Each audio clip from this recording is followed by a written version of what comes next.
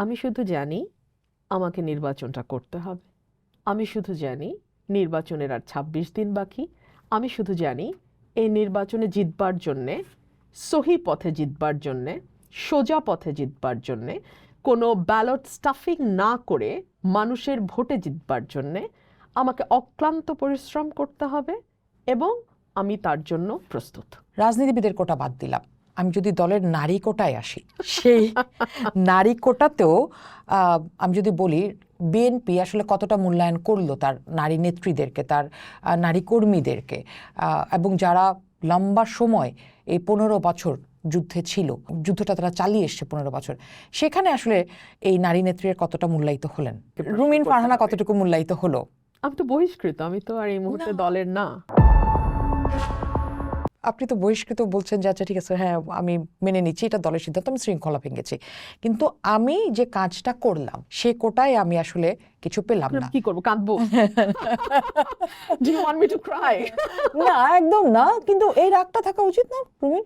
আপনার কাজ আপনি করে যাবেন, ফল দেওয়ার মালিক আল্লাহ, ওটা আপনি পেয়ে যাবেন, ডোন্ট ওয়ারি। কিন্তু আপনি তো লড়ছেন তার বিরুদ্ধেই, সমান সমান কাঁধে কাঁধ মিলিয়ে লড়ছেন একই সাথে, মানে তখন লড়েছেন তার জন্য, এখন লড়ছেন নিজের জন্য, প্রতিপক্ষ সে। প্রতিপক্ষ শুধু সে কেন, প্রতিপক্ষ আরো রাজনৈতিক দল আছে ওখানে, জামাত আছে, এনসিপি আছে, আরো পলিটিক্যাল পার্টিজ ওখানে আছে।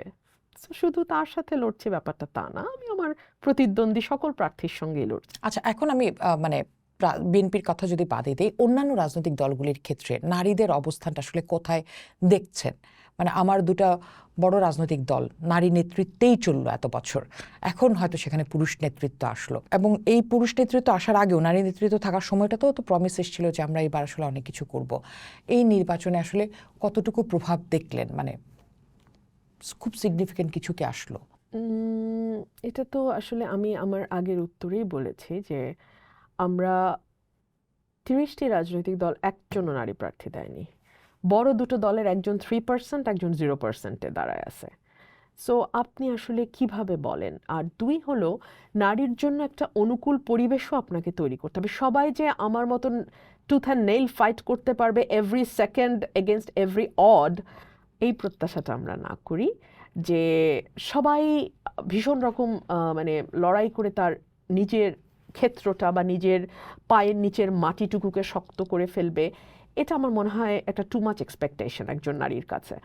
আমাদের পুরো সোসাইটিটাই ভীষণ রকম নারী বিদ্বেষী, পুরুষতান্ত্রিকের চেয়ে আমার মনে হয় নারী বিদ্বেষী। ধরুন একজন নারী, তিনি অভিনেত্রী হন, কিংবা তিনি রাজনীতিবিদ হন, খেলোয়াড় হন, কিংবা শিক্ষক হন, কিংবা তিনি সাংবাদিকতা করেন, তিনি যাই করুক না কেন, তাকে অ্যাটাকের কিন্তু একটাই ভাষা, এবং তাকে খুব কমন কিছু গালাগালির ভেতর দিয়ে তাকে চলতে হয়। আমাদের সমাজে একজন নারীর প্রমোশন বা উপরে ওঠা সবসময় মনে করা হয় যে এখানে কোনো অনৈতিক ব্যাপার লুকিয়ে আছে। একজন নারীর মেধা, শ্রম, শৃঙ্খলা, ডেডিকেশন, তার পারসিস্টেন্টলি তার গোলকে পারসু করার যে এবিলিটি, সেগুলোকে খুব ছোট করে দেখার একটা পুরাতন সংস্কৃতি তো আমাদের মজ্জায় মজ্জায়। আর এখন তো 5ই অগস্টের পর প্রেক্ষাপটটাই একদম বদলে গেছে, এবং এটা আপনারা যেমন দেখছেন আমরাও দেখছি, কিন্তু কি আর করা।